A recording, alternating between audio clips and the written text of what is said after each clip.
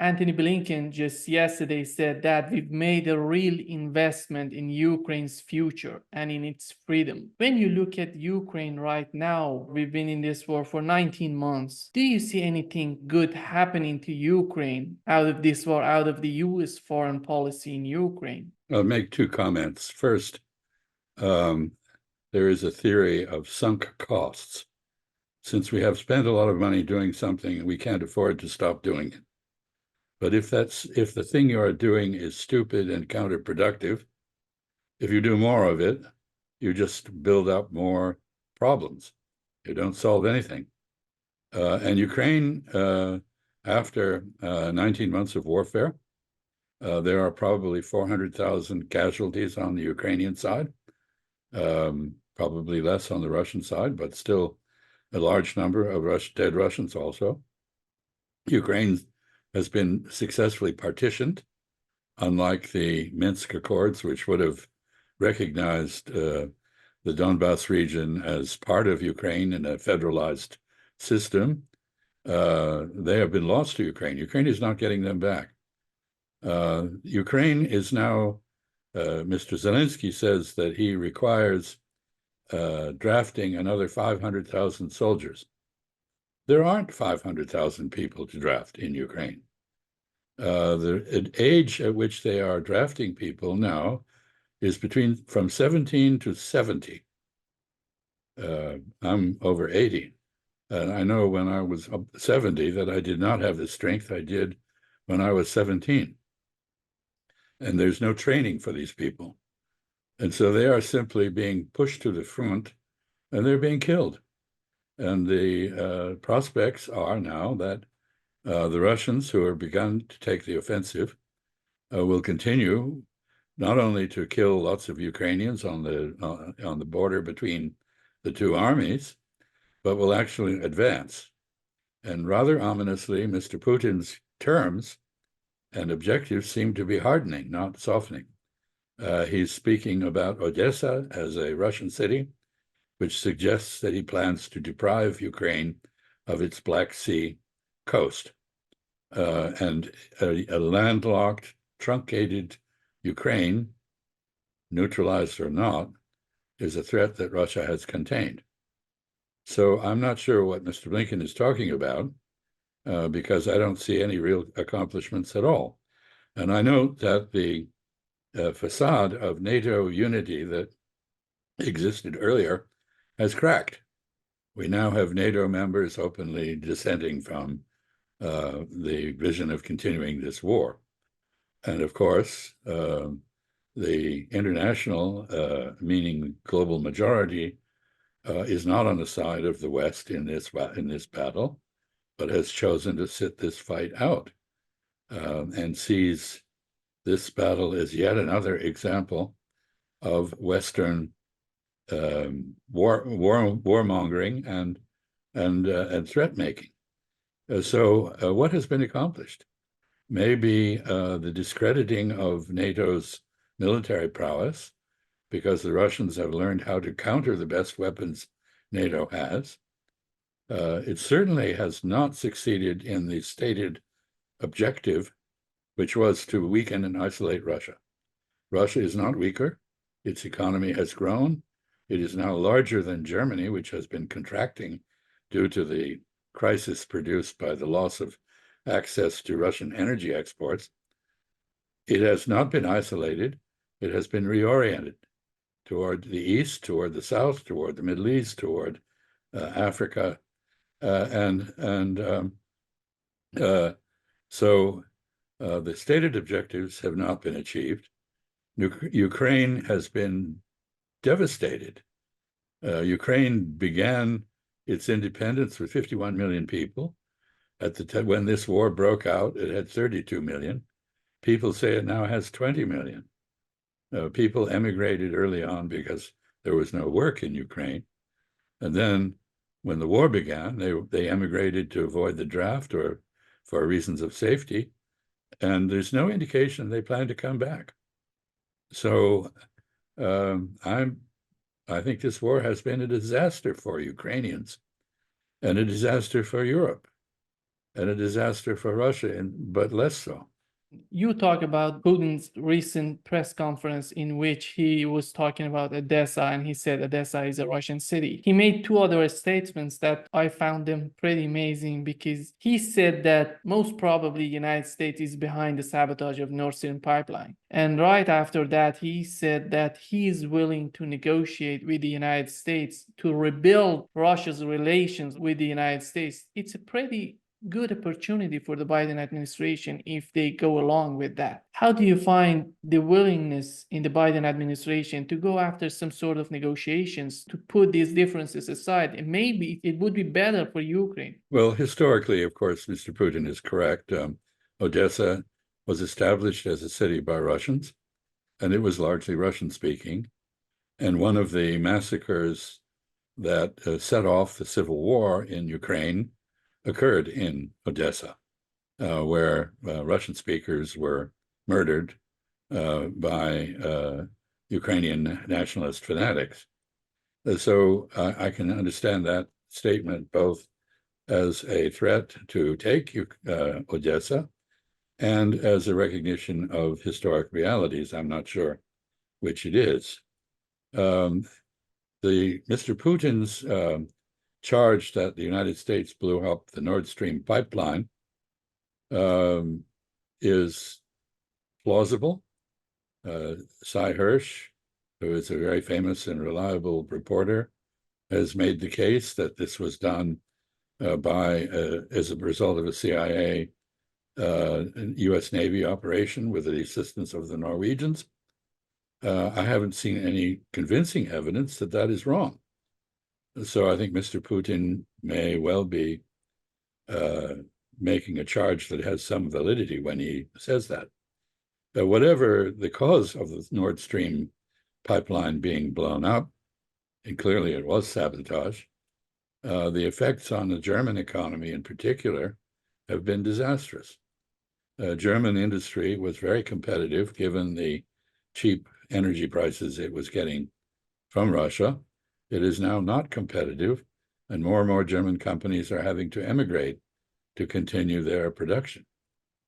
Finally, on the question of U.S.-Russian relations, I think it's always wise to keep the door open to discussions. I don't have any reason to believe, however, that the Biden administration has shucked off the neocons who inhabit it and who are committed to continuing this war, including Mr. Blinken as one of them. Nor do I have any reason to believe that Mr. Putin is adopting a softer position than he did in the past. In fact, if anything, as I said earlier, I think his position is hardening, given Russian relative success on the battlefield. The Ukrainian offensive has been decisively defeated, and Russia is gradually going on the offensive. This is not a position of weakness from which to enter negotiations, but it may not be the moment for Russia to choose negotiations because it may now have additional objectives like taking Odessa. The main part of this war against Russia in Ukraine was the media propaganda, a very important role in convincing people to go to war. Right now, we've seen that yesterday, the Washington Post took down the section dedicated to the conflict in Ukraine. Do you think the rhetoric is changing in Washington? I think there's growing recognition that Ukraine has basically lost this war.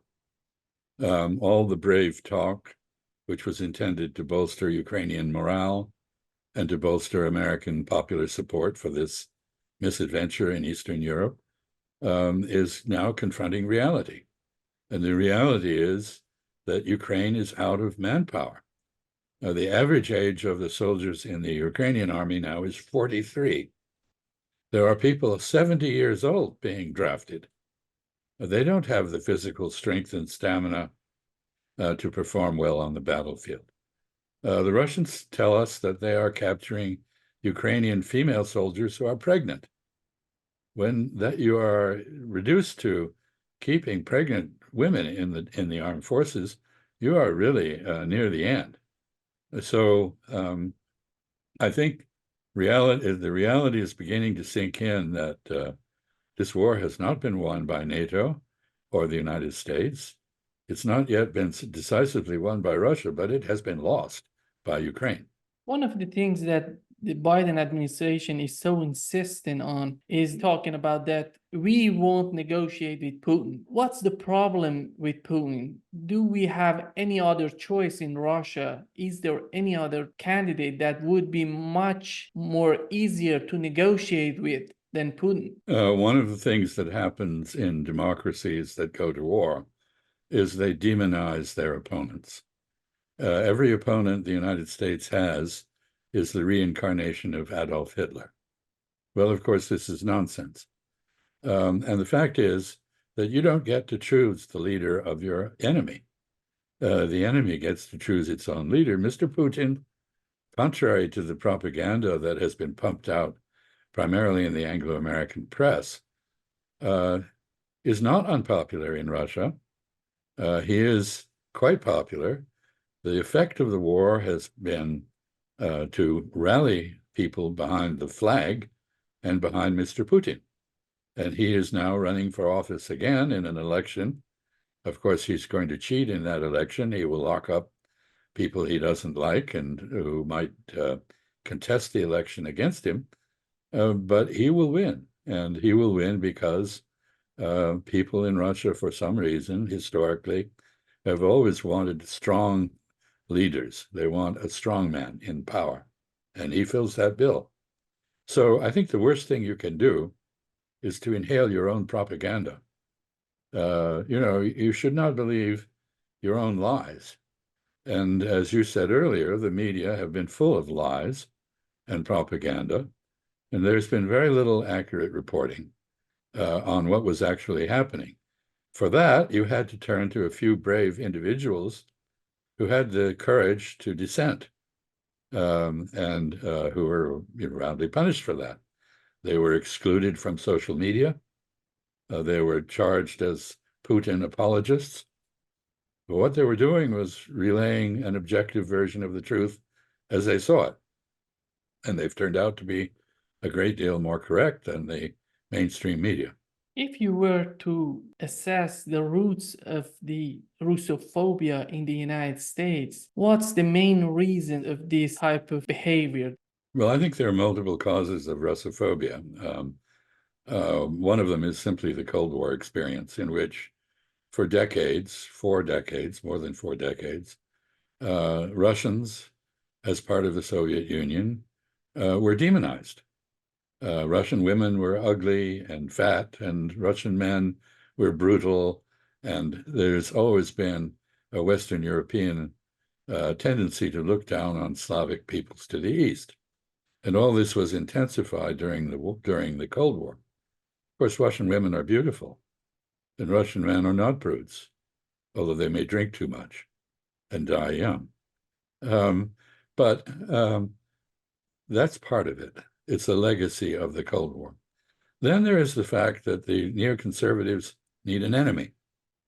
And Russia is a convenient enemy. And many of the neoconservatives trace their ancestry to parts of the Soviet Union or the Russian Empire or to Eastern Europe, where they have had a well-founded fear of Russia as a great power on their doorstep. I would say they also excuse me, they also fear the Germans. But the Germans are now a democracy, very contrite, and are friends, and Russia is not.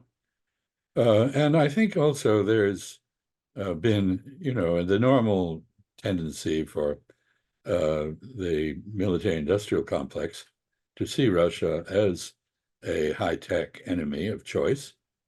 NATO has pushed east, in part because of concern about Russia's military capabilities, which I think were vastly overstated.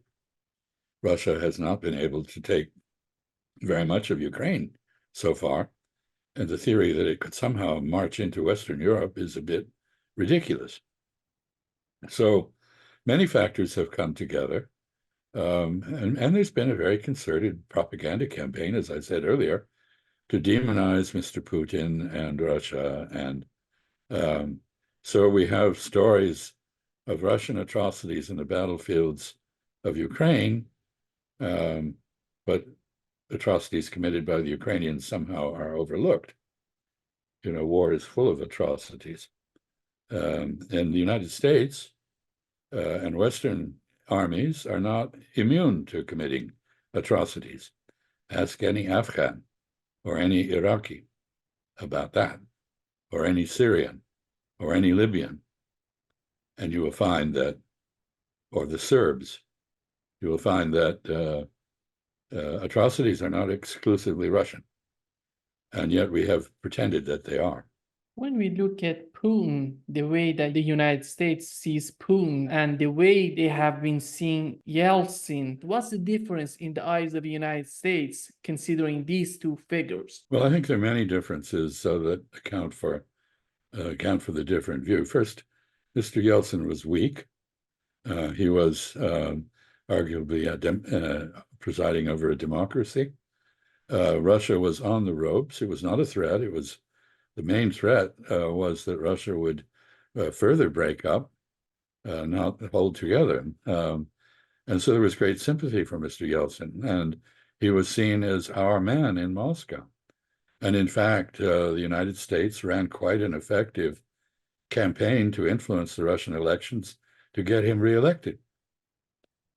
Mr. Putin has, by contrast, strengthened Russia constantly over the course of his time in office.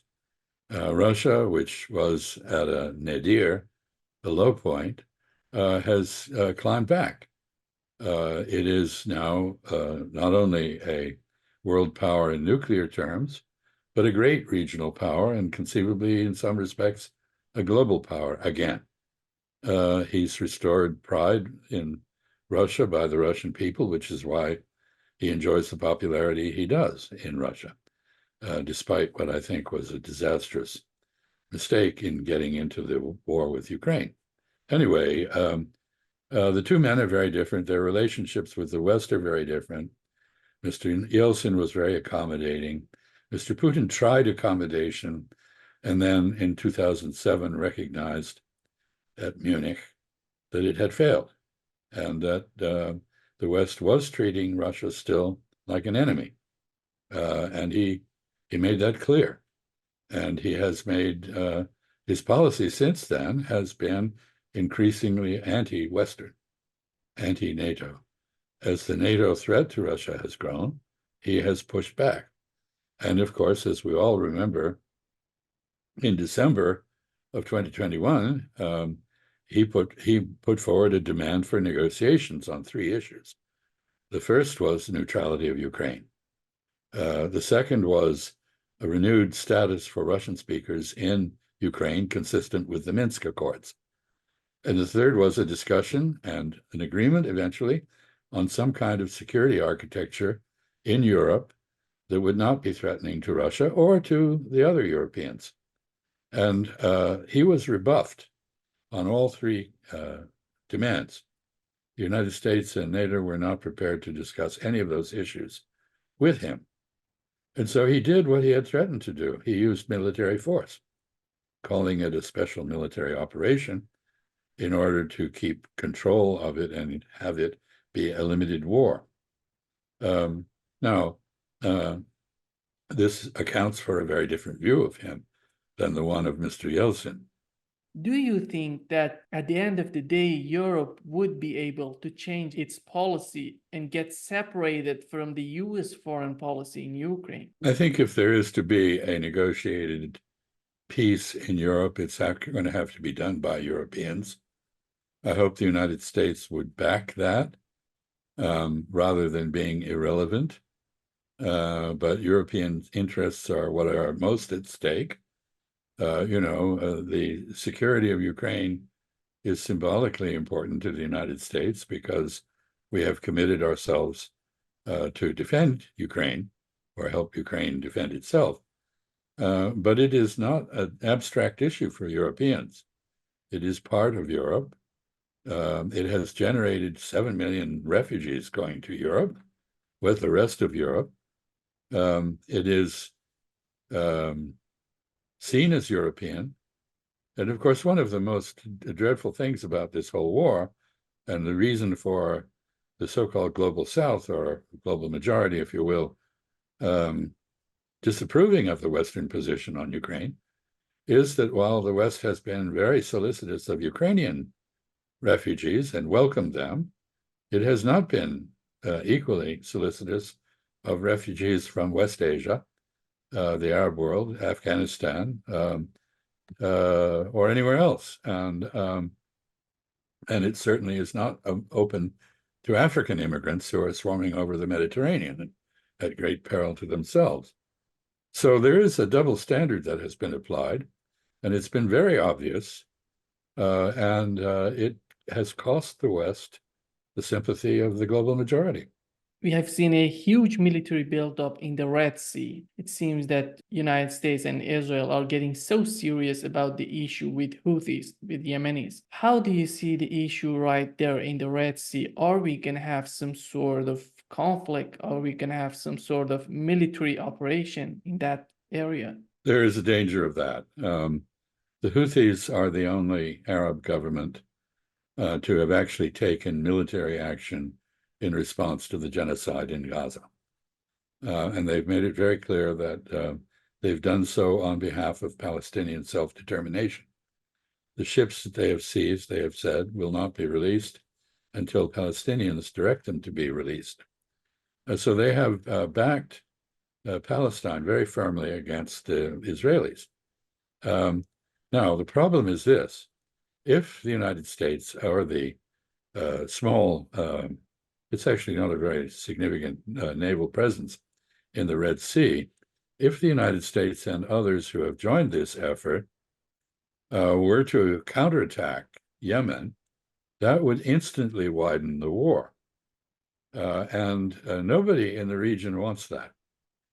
So Saudi Arabia, which is a Red Sea country with a significant navy, has not joined this naval task force, nor has the UAE, which also is very involved with Yemen and the Red Sea. Egypt has not joined it. Egypt is, of course, the custodian and operator of the Suez Canal, and it also has a Red Sea coast. Nobody wants the war to widen. And the fear is that if Yemen is counterattacked, if you will, by that flotilla in the Red Sea, then this risks bringing in Iran, and it would provoke Hezbollah to do what it has not done. Hezbollah so far has been quite restrained. They have acted to tar down Israeli forces and produce a dislocation of the Israeli population near the border of Lebanon, but they have not really done very much. They have sacrificed probably 100 casualties to this effort, so it's not insignificant, but it has been very restrained. And if Yemen were attacked, the risk is that it would not be restrained. You would see others coming in. And you know, the reverberations of this in the region are quite interesting. Bahrain, which was one of the Abraham Accords countries that normalized relations with Israel, has just arrested one of its principal opposition figures. Why? Because he objected to Bahrain's participation in this naval task force. He said, how can you take the side of Israel when Arabs are being murdered in large numbers by Israeli forces? How can you do this? I would just conclude by saying that the Houthi action, which is contrary to international law, it is a disruption of freedom of navigation. It is a blockade, in effect, of Israel without a declaration of war. This has caused the traffic at the port of Eilat in the Gulf of Aqaba in southern Israel to drop by 85%. So this is having a significant effect on the Israeli economy. And by the way, the boycott has been joined by others.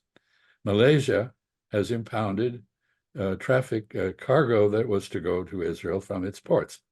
And it has barred Israeli vessels or vessels trading with Israel from those ports.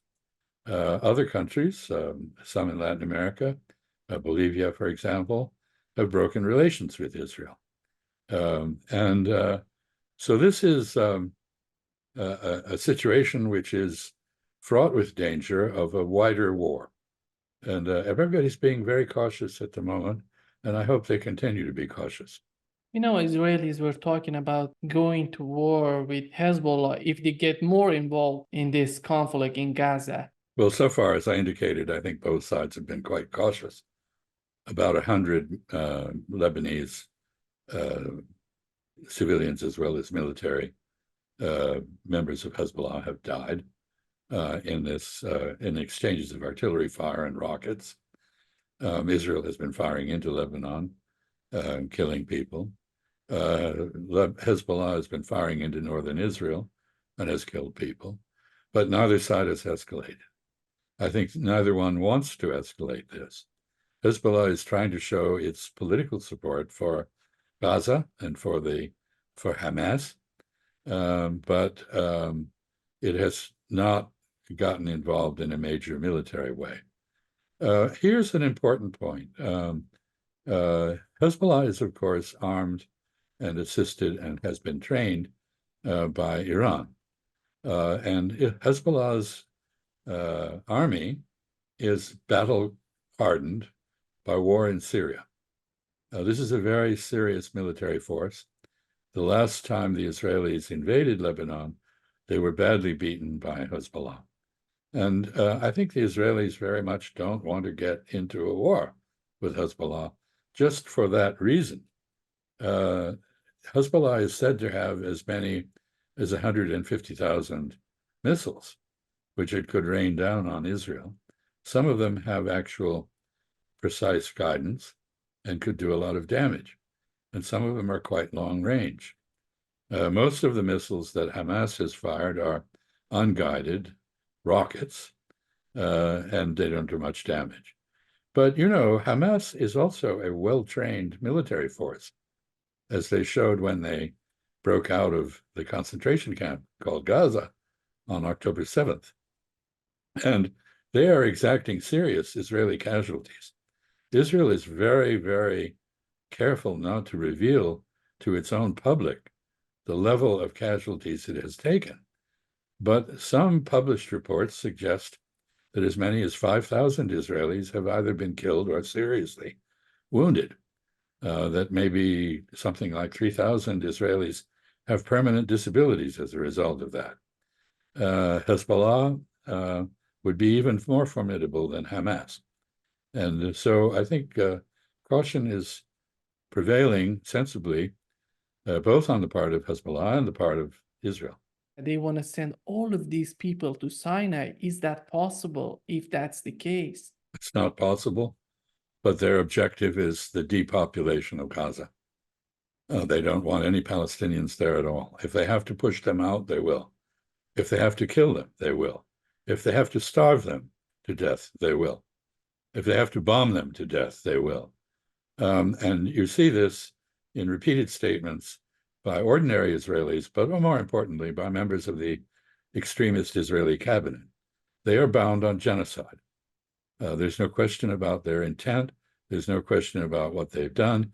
They have systematically destroyed all healthcare in Gaza, every hospital. Why? Because they want to make the place unlivable. And finally, there is at least one Israeli real estate company that is advertising villas in Gaza after the war is over, and construction of housing for Israeli settlers. So it's pretty clear what they want. Whether the world will tolerate this or not is a real question. If the United States were to cut off military aid to Israel, this war would stop. It cannot be conducted without the ammunition that the United States provides. But we just seen a vote in the UN Security Council in which the US abstained on a gutless resolution, which the US negotiated away from anything serious, The resolution doesn't make, it has nothing really serious about it, but the U.S. has shifted its position to abstention. I think the U.S. is feeling the international pressure. And as an American, the matter of most concern to me in this is the damage to the American reputation. The next time the United States stands up and talks about human rights or democracy or some of these values of Western culture, people will not just laugh, they will sneer.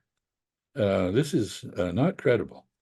If you are in favor of genocide in Gaza, which we appear to be because we're completely complicit in Israel's actions, and there's no question that they want genocide, then you have no standing to make an argument for human rights.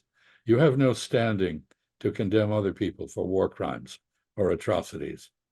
So the damage that is being done is spilling over, among other things, to a further erosion of support for the US war in Ukraine. In your opinion, to what extent the Biden administration is willing to go along with this policy in Gaza? Does Biden have anything to do with this policy, or it's all about Anthony Blinken, Jake Sullivan? These people are deciding about these things. Oh, he has a great deal to do with it. He has been the largest single recipient in Congress of Jewish donations on behalf of Israel. He has always proclaimed himself to be a Zionist. His Secretary of State is Jewish and a Zionist. And he's very serious about this. It's not just the neocons. And there's no question at all where he stands, as he has shown. Although he has given ground under pressure, he has been very firm in support of what is genocide in Gaza. And this is, of course, terribly ironic. Because what is being done in Gaza is exactly what the Nazis did to the Jews in Europe. It is actions by a self-proclaimed master race using science and technology to exterminate another people. And that is exactly what is going on. And Americans are very increasingly divided on this. 80% of Democrats want a ceasefire. The American youth, which was, like everybody, very sympathetic to Israel, has lost that sympathy. A majority now is against any kind of aid to Israel and believes in Palestinian self-determination. These are people between 18 and 24. And by the way, that includes a large number of young American Jews who are totally disenchanted with Zionism. So the political consequences of this are not simply international, they are domestic.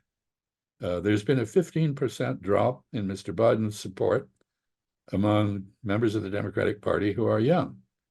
This is enough to ensure that Mr. Trump will be reelected. Well, one of the very important issues for the Democratic Party is this left-wing part of the party. The people who are now interested in Cornel West, Jill Stein, even RFK Jr., these are people that would vote for Democratic Party. How do you see the future of this party? Why they're so insisting on losing everybody? Well, I think the Congress and the American political establishment in both of the major parties are out of touch with the American people. If you look at the Israel-Palestine issue, for example, only 4% of the Congress is in favor of the Palestinian self-determination. But there is 50% of the American public who favor that. If you look at Ukraine, you see the figures, more and more Americans opposing aid to Ukraine against Russia. And yet the Congress, on the Democratic side at least, remains firm on that. So the two parties now have a problem. They are, in effect, under normal circumstances, for example, with respect to China, they have exactly the same position. There's no difference between them. It is Tweedledee and Tweedledum. But on other issues, they are clearly out of touch with public opinion. And so what we have is a lot of discontent in the country. discontent over many issues, not just foreign policy, by a long shot. The state of the economy, the growth of a greedy plutocracy that seems to be able to get its way, despite democracy, the venality and corruption of the Congress, the actions of the Supreme Court, which are seen as illegitimate and partisan, the institutions that the American Constitution established, which worked well for 2 centuries, are now distrusted. And there's been a loss of confidence in the fairness of due process, as shown in the January 6th actions on Capitol Hill, an insurrection, if you will, that threatened American democracy, rather similar to the one that accompanied the elections in Brazil, with Mr. Bolsonaro being supported by mobs in Brasilia. So there is a sense that American democracy, fairness, equality of opportunity are all in jeopardy. And this leads to the growth of what Hillary Clinton called the deplorables. A lot of people fall into that category, and they're not just in favor of Trump. The other candidates you mentioned, RFK Jr., Jill Stein, Cornel West, are all tapping into this same discontent from one direction or another. There is a possibility that we are in a period like the 1850s, which preceded our Civil War, in which a third party came out of nowhere, called the Republican Party, with an agenda of anti-slavery. We had a civil war over that issue. Now we may have a third force arise, perhaps from the No Labels movement, which is active, perhaps from somebody like the senator from West Virginia, who might be a centrist candidate that all those who are discontented with the 2 major parties could vote for. But we're not there. Of course, this is December. We're not yet into 2024. There's still 11 some months before the election, and anything can happen. Do you think Biden would be the final candidate of the Democratic Party, or they gonna replace him with somebody like Gavin Newsom? I think there is an increasing movement within the Democratic Party to remove him as the candidate and find someone else. But there is no clear majority-supported candidate. So at the moment, this remains a search for an alternative rather than a conclusion that there must be an alternative. But many people are concerned about Mr. Biden's candidacy, not only because of the foreign policy issues we've been discussing and widespread dissatisfaction with his handling of those, but also with his economic program and with his inability to manage the Congress. The Republicans don't give him much basis for doing that, so it's not perhaps fair to him. But finally, there is the issue of his age. He is looking more and more stiff, formal, senile, not at the top of his form, and unable to speak clearly and concisely and with precision without a teleprompter. So his credibility as a candidate is declining. But whether that will mean that he is not the candidate is too soon to say. When it comes to Henry Kissinger, the picture is so much black and white. As someone who has worked with Henry Kissinger, who knows this important figure in the U.S. foreign policy, in the U.S. domestic policy, what's your take on him? He was a strategic thinker on the German model. To be a strategic thinker is to be willing to make tactical sacrifices. If you are a strategic thinker and you are focused during the Cold War on the bipolar world order and the contest between the United States and the Soviet Union, then that is your priority. And inevitably, that puts you in conflict with people who have regional priorities. So we see, for example, his unwillingness to take a stand against the Pakistani army in Bangladesh during Bangladesh's war for separation from Pakistan. Why? Because Pakistan was important in enlisting China against the Soviet Union. We see him following Nixon's orders and arranging a coup against Salvador Allende in Chile because he did not wish to see another Latin American revolution stolen, in his view, by the Soviet Union, as the revolution in Cuba was. The revolution in Cuba was entirely justified in terms of the pre-existing conditions. But then Fidel Castro, under pressure from the United States, basically aligned with the Soviet Union and created a strategic threat to the United States.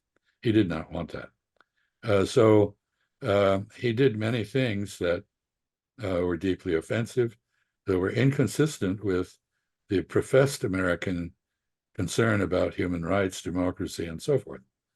I think in the end, one way of understanding Henry Kissinger better is to compare him with Zbigniew Brzezinski in their Russian policies.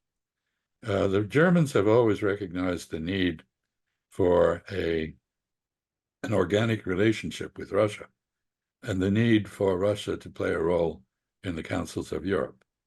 The Poles have a very different view. They are very anti-Russian. And you could see these two European personalities, neither of them very American, taking very different stands in relation to the Soviet Union. A final observation, perhaps. Henry Kissinger was a great strategic thinker, as I said. He was a very charming man when he wanted to be. He was utterly without charm when he saw no interest in being charming. And he was very manipulative. And as a diplomat, he had many tactical successes, but very few strategic successes. Why? Because in diplomacy, if you are not honest, if you distort the truth, if you are openly manipulative, you lose the confidence of those you're speaking with, and you can't regain their trust. And that was the case with Henry Kissinger.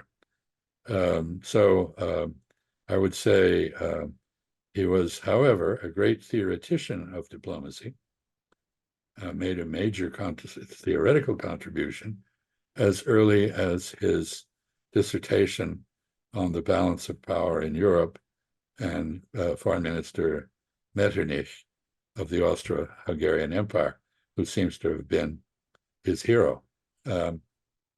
So a man, a very complex man, a very European man in an American context, never really accepted by mainstream America, but very impressive in person and in his conduct of foreign affairs. I should say one last thing, and that is, it's ironic that his greatest claim to fame was the opening to China, but that was Nixon's idea, not his. And his initial reaction to Nixon's proposal for the opening to China was that he thought Nixon was having a mental problem. And yet he carried it out very well. And when he encountered the Chinese, who were completely isolated at that time internationally, he discovered statesmen who thought like he did, strategically, were willing to make tactical sacrifices, and who had a global vision at a time when Europeans were losing their global vision because they had lost their empires, and they were focused very parochially on the affairs of Europe and debating silly questions like, what will the European man of the future look like? Answer is a Belgian, by the way.